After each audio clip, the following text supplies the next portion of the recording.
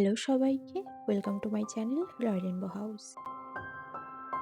আজকাল কিছুই আর বাদ রাখছি না রং করতে। এই যেমন এই ব্যাগটি দেখে তো বোঝাই যাচ্ছে টিকবে না বেশি দিন, তবুও নিয়ে বসে পড়লাম। যাই হোক, লেখাগুলোর ওপরে সাদা অ্যাক্রিলিক কালার দিয়ে লেখাগুলোকে ঢেকে দিলাম। সাদা রংটি দুবার করতে হয়েছে। প্রথমবার করার পর দেখছিলাম লেখাগুলো তাও ভিজিবল ছিল, পরে আবার করে কোট করার পরে এরকম হয়েছে। আর এগুলো নিয়েছি পিস্তা শেল, আর নিয়েছি B7000 আঠা।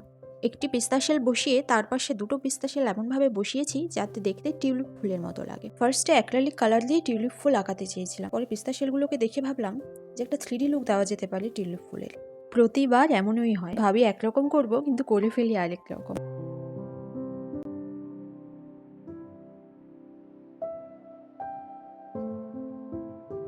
ফুলগুলোকে হালকা পিঙ্ক কালার করছি।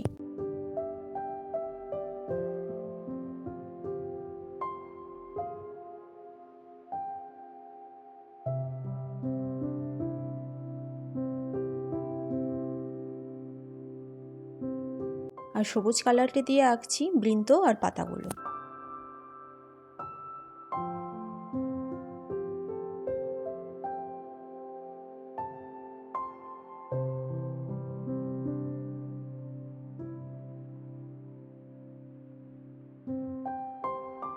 ফুলগুলোর ওপরে ডিপ পিঙ্ক কালারটি একটু আউটলাইনের মতো করে দিলাম।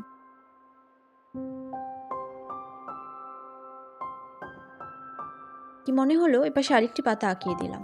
পাশের ফাঁকা জায়গাটাতে লিখব পৃথিবীর সবচেয়ে সুন্দর জিনিস ফুল। আসলেই কিন্তু তাই। তোমাদের কি মনে হয়? পেন দিয়ে লেখা আর এই তুলি দিয়ে লেখা অনেক পার্থক্য। তাই একটু অসুবিধা হচ্ছিল বলে ভিডিও না করে লিখলাম, তবুও ঠিকঠাক হলো না। বুঝতে পারলাম অনেক প্র্যাকটিসের দরকার। এরপর আঁকিয়ে দিলাম ছোট ছোট ফুল হলুদ কালার দিয়ে।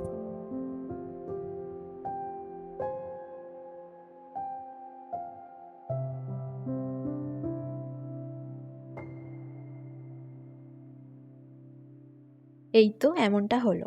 কেমন লাগছে জানিও। বাইরে সূর্যের আলোতে ভিডিও করার সময় ব্যাগের কালারটা পুরোটা চেঞ্জ হয়ে গিয়েছে। যাই হোক, আজ এটুকুই, দেখা হবে পরের ভিডিওতে। টাটা।